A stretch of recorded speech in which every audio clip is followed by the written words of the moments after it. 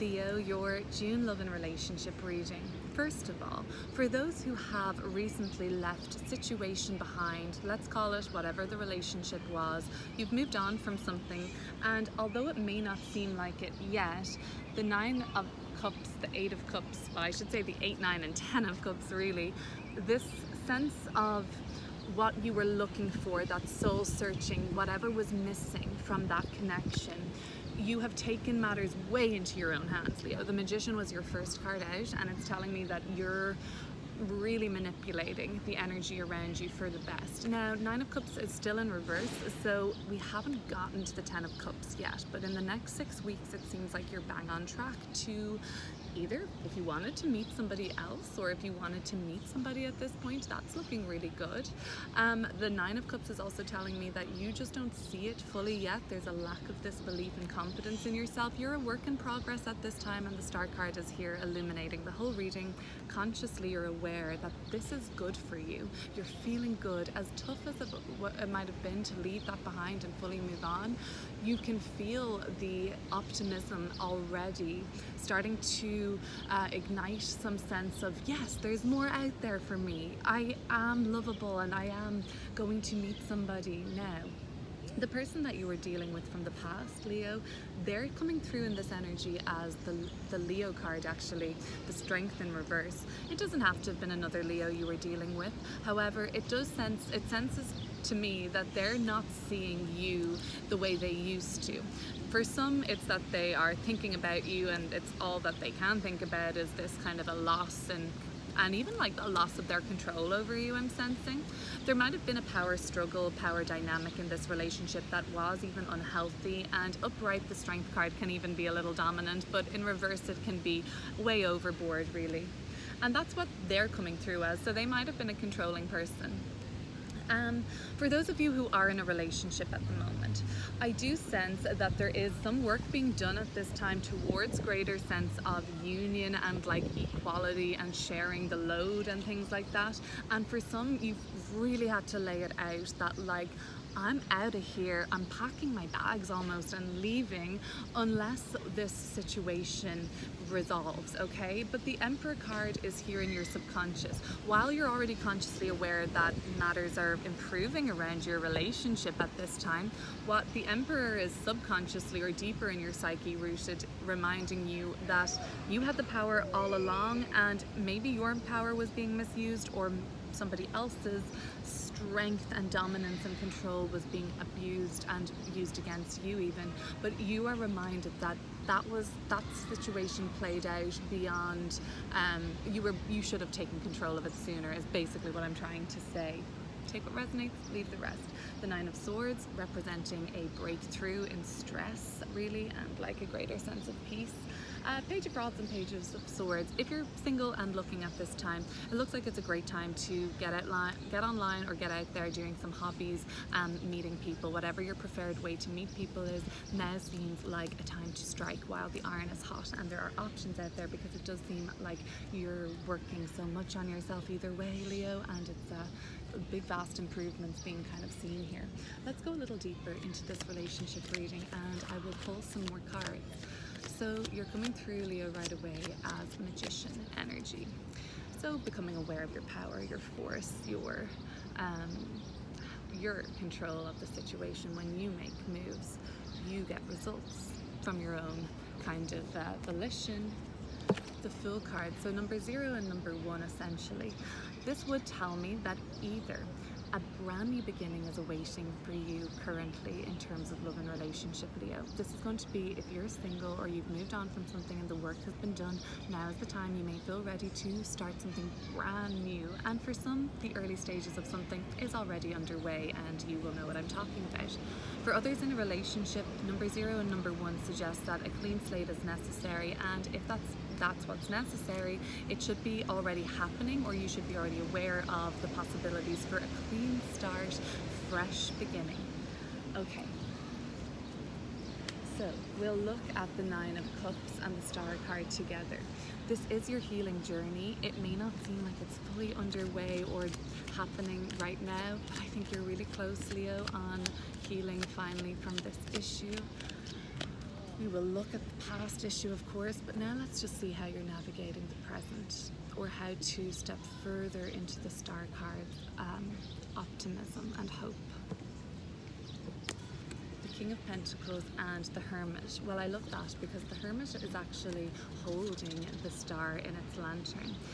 So keep the cross-examination of yourself and your healing up, Leo. Keep your foot on the pedal when it comes to your own self-development and where you stand at the moment.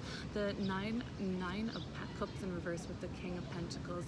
It's not going to be long now before this is uprighted and you feel good about yourself. So how to do that, I guess? Well, the King of Pentacles would suggest taking stock of your tangible assets and your good qualities and what you bring to a relationship and what you bring to a partnership overall. That's going to be how you can attract more optimism and a greater sense of alignment, but keeping this kind of sense of urgency around the inner work that you're doing could be coming through as important now. So we'll look at the Eight of Cups, the past.